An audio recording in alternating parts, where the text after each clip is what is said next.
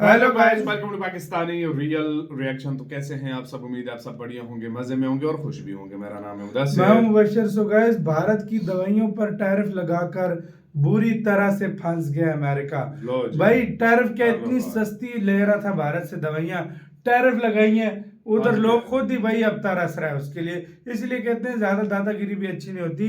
Countdown करते हैं भाई, स्टार्ट। इंडिया भी तो सही कहते हैं बिहेव कि कर रहा है दादागिरी भाई। दिखाना तो किसी ऐसे व्यक्ति के सामने दिखाना जो आपसे कमजोर हो, लेकिन इस बात का भी हाँ, ध्यान देना कि जिसको आप दादागिरी दिखा बराबरी का रहे हैं मतलब। उसके सामने दोबारा हाथ ना फैलाना पड़े। लेकिन अब हम्म। अमेरिका ने भारत को दादागिरी दिखाकर बहुत बड़ी गलती कर दी है, क्योंकि अब अमेरिका ने एक ऐसे मामले में भारत के सामने दादागिरी दिखाना शुरू कर दिया है जिस मामले में भारत के बिना अमेरिका का काम चल ही नहीं सकता।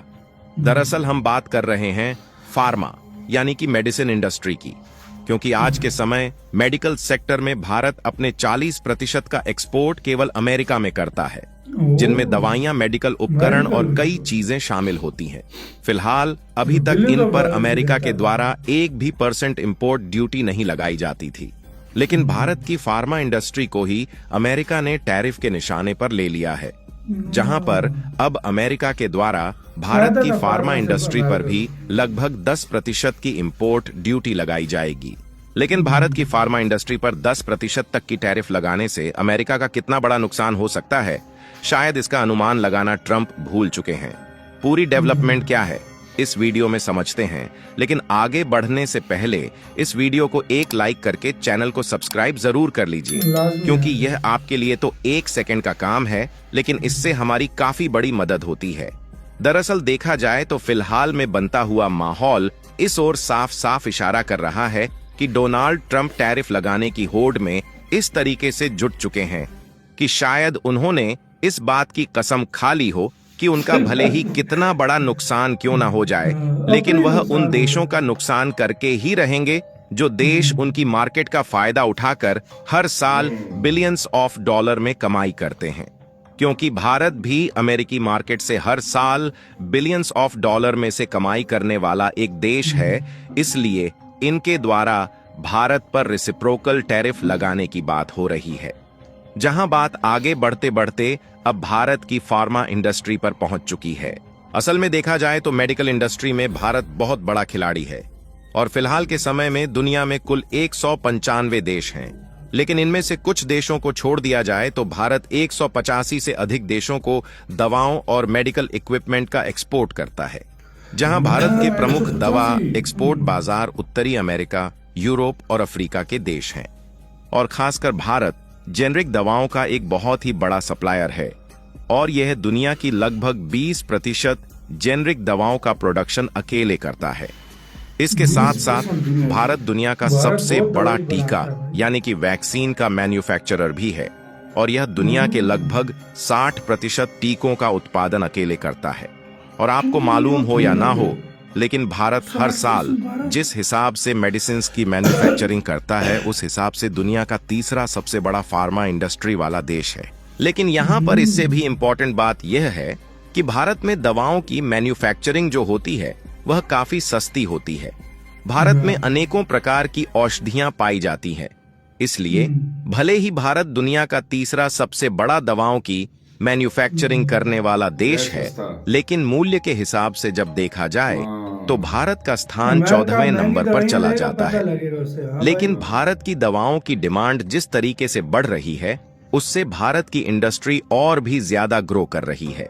फिलहाल भारत का फार्मास्यूटिकल मार्केट लगभग 55 बिलियन अमेरिकी डॉलर का है। भारत का यह दवा उद्योग तेजी से बढ़ रहा है, जिससे यह उम्मीद की जाती है कि यह साल 2030 तक 130 अरब डॉलर तक पहुंच जाएगा। लेकिन जब अमेरिका के द्वारा हाल ही में भारत की फार्मा प्रोडक्ट पर टैरिफ लगाने की बात सामने आ रही है, तो यह सवाल खड़ा होता है कि आखिरकार अमेरिका की इस मामले में भारत पर डिपेंडेंसी क्या है और क्या अमेरिका के द्वारा उठाया गया यह कदम सही है या नहीं।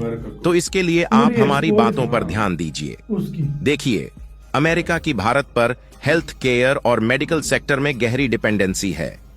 अमेरिका को कई मामलों में भारत की जरूरत पड़ती है, खासकर मेडिसिन्स, डॉक्टर्स और मेडिकल रिसर्च के मामले में। इसे आसान शब्दों में कहें तो अमेरिका की फार्मेसी भारत की मेहरबानी है, क्योंकि देखा जाए तो भारत मेडिसिन का सबसे बड़ा सप्लायर है। अमेरिका में बिकने वाली करीब 40% जेनेरिक दवाइयां भारत से भेजी जाती हैं। अगर बात जेनेरिक दवाइयों की करें तो ये वो दवाइयां होती हैं जो ब्रांडेड दवाओं की तरह ही असरदार होती हैं, लेकिन सस्ती होती हैं। जैसे कि मान लो अमेरिका में किसी को सिर दर्द की दवा चाहिए तो वो महंगी अमेरिकन कंपनी की दवा भी खरीद सकता है, लेकिन ज्यादातर लोग भारत में बनी सस्ती जेनेरिक दवा लेना पसंद करते हैं। ये ठीक वैसा ही है जैसे आईफोन अमेरिका में बनता है, लेकिन लोग चाइनीज कवर लगाकर ही इस्तेमाल करते हैं। ये तो बात जेनेरिक दवाइयां की हो गई, लेकिन इसके अलावा अगर आप अमेरिका के किसी अस्पताल में जाइए और डॉक्टर का नाम doctor Patel, doctor Reddy, doctor Sharma या डॉक्टर कुमार हो तो हैरान मत होना, क्योंकि अमेरिका के हॉस्पिटल भारतीय डॉक्टरों के बिना अधूरे हैं। अमेरिका में बहुत बड़ी संख्या में डॉक्टर, नर्स और मेडिकल स्टाफ भारतीय होते हैं। यहां तक कि अमेरिका में हर चौथा डॉक्टर भारत का ही होता है। इस बात को हमने पहले ही बताया था कि भारत दुनिया का सबसे बड़ा वैक्सीन मैन्युफैक्चरर है। कोविड-19 के दौरान अमेरिका समेत पूरी दुनिया को भारत ने ही सबसे ज्यादा वैक्सीन सप्लाई की थी। कहने का मतलब अमेरिका की हालत वैसी थी जैसे बड़े भाई के पास पैसे हैं, लेकिन खाना छोटा भाई बनाकर खिलाता है। इसके अलावा अमेरिका में हेल्थ केयर इंडस्ट्री का एक बड़ा हिस्सा इंडियन आईटी प्रोफेशनल्स मैनेज करते हैं। इसी के साथ ये वीडियो खत्म। भाई ये अगर काम इसने कर दिया ना, ये यकीन करो अमेरिकन चीखें मारेंगे भाई। अपनी जो 100% एक्सपोर्ट है ना, उसका 40% सिर्फ अमेरिका को करता है। और अगर इधर टैरिफ लग गए, खुद सोचो उधर महंगाई कितनी होगी। कितनी महंगाई, दवाइयाँ देखो उधर देखो, विकल्प होते हैं, पाकिस्तान में भी है, इंडिया में भी है, दुनिया में हो ये विकल्प है कि एक जगह दवाई होती है, उसका अल्टरनेटिव अब यूरोप का है ना अगर, तो वो डबल प्राइस में है। और अगर यही इंडिया पाकिस्तान या चाइना का कोई दवाई है ना, स्पेशली इंडिया की है, तो वो उससे आधे से भी आधे का रेट है भाई। मैं आपको एक बात बताऊं, इधर एक इंडिया की जब दवाई आती थी, मैं बताता हूँ, नहीं अभी भी रॉ मटेरियल आता है। इंडिया ने एक साल बीच में कोई रॉ मटेरियल बंद किया था, पिछले से पिछला साल था। भाई की दवाई है एक टेग्राल नाम की, वो आना शुरू हो गई थी यूरोप से। उसका मटेरियल, खाली मटेरियल की बात हो रही है, मटेरियल की वजह से वो इतना महंगा हुआ, वो हजार की डब्बी चली गई थी। और अभी फिर से इंडिया का शुरू हुआ है, वही डब्बी 350-400 की मिलती है, 450-500 रुपए। हाँ इतने की है भाई, तो मतलब आधे से भी कम का भाई कम हो गई है। एक मुख्तलिफ दवाइयाँ इंडिया की आती थी, काफी सारी बंद हो गई। अभी शायद पता नहीं क्या कर रहे हैं, लेकिन महंगी पड़ती है ना। नहीं ब्लैक की, लेकिन पाकिस्तान की मेडिसिन की निस्बत इंडिया की मेडिसिन बहुत ज्यादा सस्ती है और आराम बहुत जल्दी आता है। ये बात सच है कि मेडिसिन से आराम बड़ी जल्दी आता है। और कुछ सर दर्द की, जिस्म दर्द की अभी भी हमारे घर में खाई। हाँ, डेक्लोसिन फोर्ड कोई नाम थे, एक वो थी कोई इस तरह, पहले पता नहीं आती है कि अभी भी बाहर से भाई आती है, और चोरी छुपे जो लाए तो ले आता है। और सच्ची बात बताऊं ना कि हमारे पाकिस्तानी लोग जितने भी हैं वो इतनी ज्यादा यूज करते थे, पाबंदी लगा दी थी पाकिस्तान ने।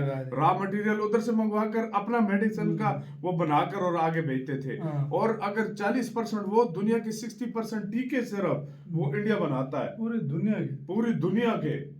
और मेडिसिन वैक्सीन बनाने वाला दुनिया का सबसे ज्यादा पहला देश इंडिया, और कैंसर की सबसे सस्ती दवा बनाने वाला इंडिया।